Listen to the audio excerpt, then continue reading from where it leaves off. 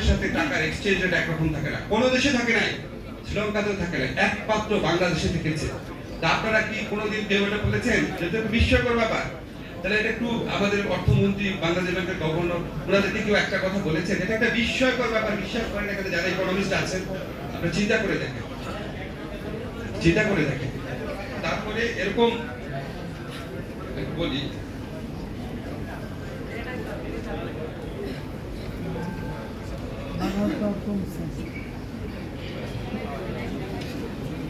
আচ্ছা আচ্ছা আরেকটা জিনিস ধরেন, বাংলাদেশে কোনদিন আপনারা চিন্তা করেছেন গুম বিরোধী আন্তর্জাতিক কনভেনশন আমরা সাইন করব? নজরুল ভাই, স্বপন ভাইয়ের দল আসলে করতো না, কিন্তু আমরা করে দিয়েছি। গুম বিরোধী কেউ করবে না, জামাতও করবে না, কেউ করবে না, আমরা কিন্তু করে দিয়েছি। আমরা কিন্তু গুম গঠনের কমিশন গঠন করে দিয়েছি, আগে কখনো হয় নাই।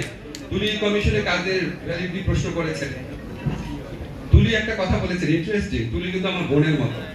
আমরা রাজপথে বহুবার এক সময় থেকেছি, এই সরকারে আসার সময় তুলির প্রোগ্রামে যাই নাই, কিন্তু এর আগে কোনোদিন যাই নাই, এটা তুলি বলতে পারবে না। একজন গেলেও আমি গিয়েছি। এখন তুলি যখন বলছিল, বলার সময় একটা কথা বললো যে গুম যারা করছে তাদের তদন্ত পুলিশ করতে পারবে, ভ্যালিড কোশ্চেন।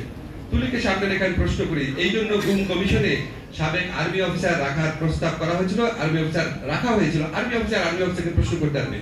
আর্মি অফিসার তো সবাই আর গুমের সাথে জড়িত ছিল না, বিশেষ করে সাবেক যারা গত আমাদের নির্যাতিত বা চাকরিচ্যুত হয়েছে। সাথে সাথে তুলি নিজেই কি ছুটে আসে নাই স্বরাষ্ট্র মন্ত্রণালয়, স্যার আর্মি অফিসার রাখা যাবে না? আসলে তুলি আসলে না, মাথা কাছে দেখেন বাদ দেওয়া হয়েছে। তা আমি কি করবো বলেন? পুলিশকে দিয়ে তদন্ত করাতে, কাকে দিয়ে করাবো? আমরা নাম বলেন, কাকে দিয়ে করাবো? ইউনিভার্সিটি টিচার দিয়ে করাবো? তদন্ত তো তদন্তকারী লোক দিয়েই করতে হবে। তো আমার সব কথার পরে কথা হচ্ছে, আমাদেরকে সমালোচনা করবেন, সবকিছু ঠিক আছে, কিন্তু আমি আপনাদের কয়েকটা জিনিস নিশ্চিত করতে চাই। একটা হচ্ছে, আমরা আগের সরকারগুলোর মতো কোনো খবরদারি করি না অন্যায় উদ্দেশ্যে, অসৎ উদ্দেশ্যে। আপনাদেরকে দৃঢ়তার সাথে বলতে চাই, আমাদের উপদেষ্টাদের মধ্যে কেউ কোনো ব্যক্তিগত স্বার্থে কাউকে কিছু বলেন না। আমাদের মধ্যে বিন্দুমাত্র অসততা পাবেন না। আমরা তো সম্পদের হিসাব দান করবই। ব্যক্তিগতভাবে আমি আপনাদের সবাইকে সাক্ষী থেকে ঘোষণা করে গেলাম, যেদিন আমার উপদেষ্টার মেয়াদ শেষ হবে, দুর্নীতি দমন কমিশন সহ রাষ্ট্রের যত কমিশন আছে ওপেন চ্যালেঞ্জ করলাম, তন্ন তন্ন করে তদন্ত করবে যে কোন রকম অনিয়ম দুর্নীতি আছে যদি করেছি না। ওপেন চ্যালেঞ্জ করে গেলাম, যেদিন উপদেষ্টা থাকবো না সেদিন থেকে করবে, তার আরাম করে করতে পারবেন। আপনারা সিটিজেনরাও মানে গুজবের মতো না, গুজব হয় না ওর থেকে এত টাকা কিছু এরকম না, আপনারাও তদন্ত করে দেবেন। শুধু আমার না, আমার মানে সব উপদেষ্টারই করে দেখেন।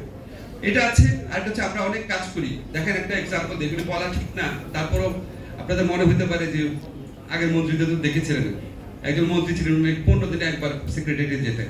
কালকে শুক্রবার ছিল না, কালকে প্রধান উপদেষ্টার নেতৃত্বে আমরা 4 ঘন্টা মিটিং করেছি, 4 ঘন্টা মিটিং করছি শুক্রবার দিন। আমাদের একজন উপদেষ্টা আছে, আমার বলা ঠিক কথা, নাম উল্লেখ করে বলছি, আদিলুর রহমান খান। উনি 24 ঘন্টা 7 দিন কাজ করেন।